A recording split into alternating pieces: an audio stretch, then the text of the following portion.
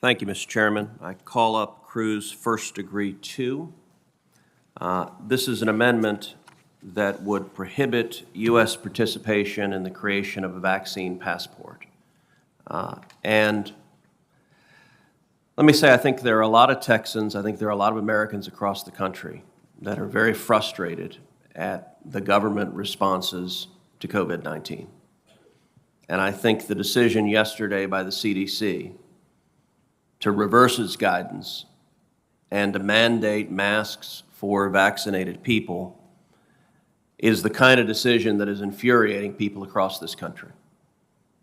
I believe the CDC's decision yesterday was politics.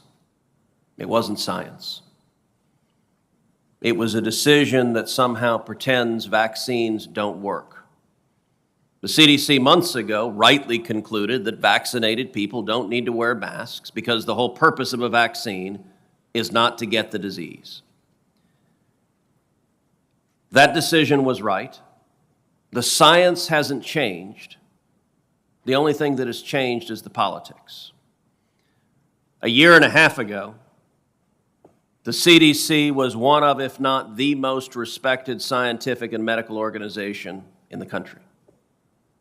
Today, the credibility of the CDC is in tatters because leadership of the CDC has been willing to allow science to become politicized.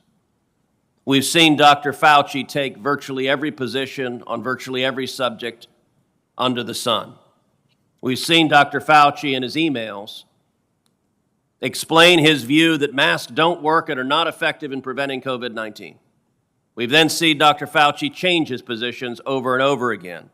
We've seen Dr. Fauci say that when he told people masks didn't work, he actually believed masks did work, but he wanted people not to wear masks because he wanted first responders to have them first.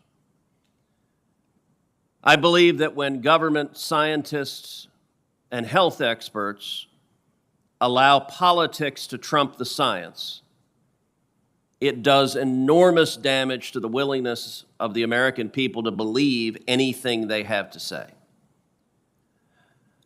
I think one of the aspects of yesterday's decision that illustrates the arbitrariness of this is the brand new decree that everyone in schools must wear a mask. Doesn't matter if you're vaccinated or not, if you enter a school, you must wear a mask. Now, there's no great new scientific discovery that mandates this new edict. Indeed, we've seen throughout this crisis that while COVID-19 can be very, very serious for vulnerable populations, for the very elderly, for those with significant comorbidities, that we've seen the incidence of serious disease with COVID-19 among children is very, very low. And there's no credible demonstration that children are a significant vector for spreading the disease. But CDC nonetheless said anyone who steps in a school must be masked. It's not complicated why. They did so because the teacher union bosses demanded that. That is a political decision. Political players can make political decisions. It wouldn't surprise me to see elected officials deciding I'm going to give the union bosses what they demand, but that is not what the Center for Disease Control should be doing. My view on COVID it is serious.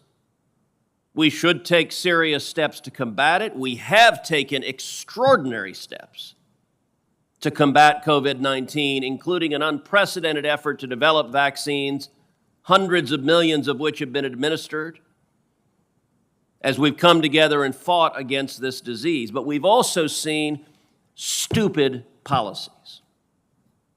We've seen lockdowns across this country that have shut down small businesses, destroyed restaurants, destroyed bars, destroyed generational businesses. We've seen schools shut down, tens of millions of children sent home for over a year. Children who are falling behind academically, who are falling behind in reading, who are falling behind in math. And the children being hurt are disproportionately low income. They are disproportionately Hispanic and African American. And nonetheless, the edicts to shut down schools have continued. They were utterly unjustifiable.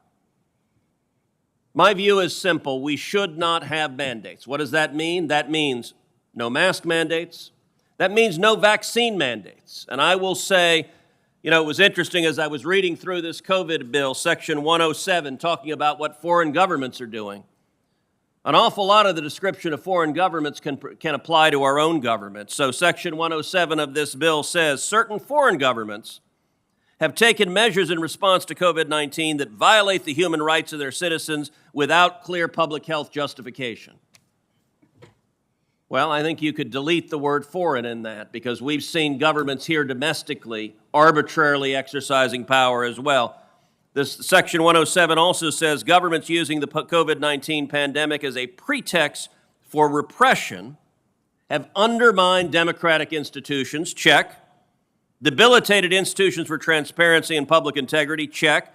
Quashed legitimate dissent. I might remind you that Anthony Fauci in those emails asked Facebook to silence anyone who said anything different than the government directive on speech, including if you suggested the origin of the Wuhan virus was actually in Wuhan, China, in a Chinese government lab.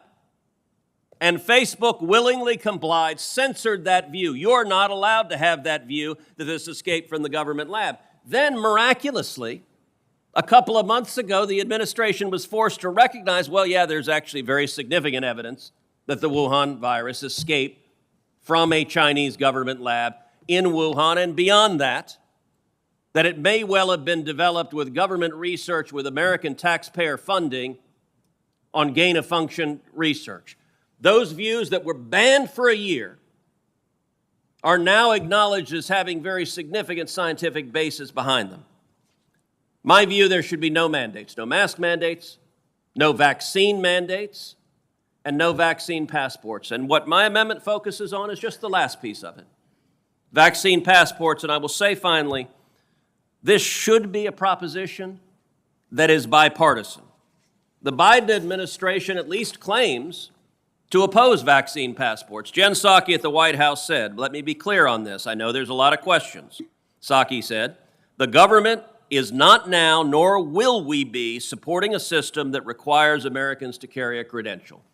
If that is right, if that is credible, then I would urge the committee to adopt my amendment prohibiting U.S. taxpayer funds from going to or the American government participating in an international body creating a vaccine passport that would be required for Americans traveling abroad.